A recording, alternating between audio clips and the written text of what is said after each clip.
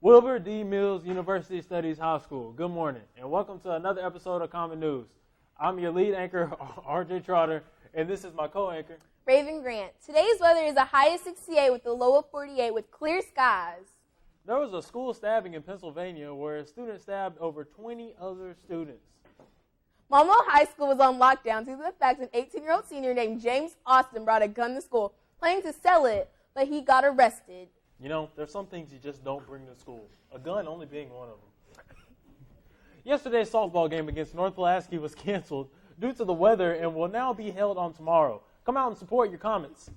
Middle soccer teams, both boys and girls, lost to the Warriors of Little Rock Christian Academy on Tuesday. Both teams will face the North Pulaski Falcons on tomorrow night. Is there any hope for the soccer team? Yes, there is.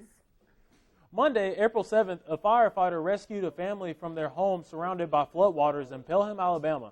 Torrential rains in central Alabama was the cause of this catastrophe. The Yukon women's college basketball team was undefeated this season. They won the national championship game Tuesday night against the Notre Dame by a landslide. Put up buckets. 5 players for the Detroit Lions re-signed contracts to extend their career playing for the beautiful city.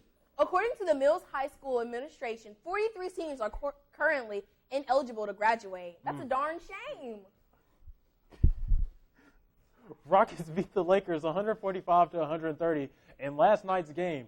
Kobe Bryant did work. 5 defects caused the Toyota to recall $6.4 million of their vehicles.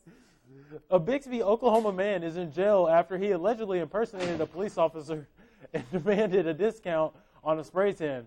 Dustin Lee Bell, a 25-year-old man, is accused of stealing a Sand Springs officer's badge, which he then allegedly done hoping for a discount at a local tanning salon.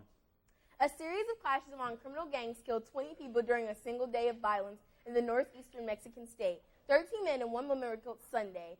Shootings were so widespread, some of the victims weren't even found and reported until Monday.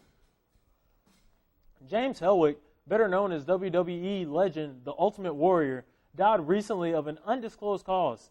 His death came as a shock due to his recent appearance on Monday Night Raw. Warrior revolutionized wrestling. He stayed completely committed to his character, a big wild freak with an unknown history.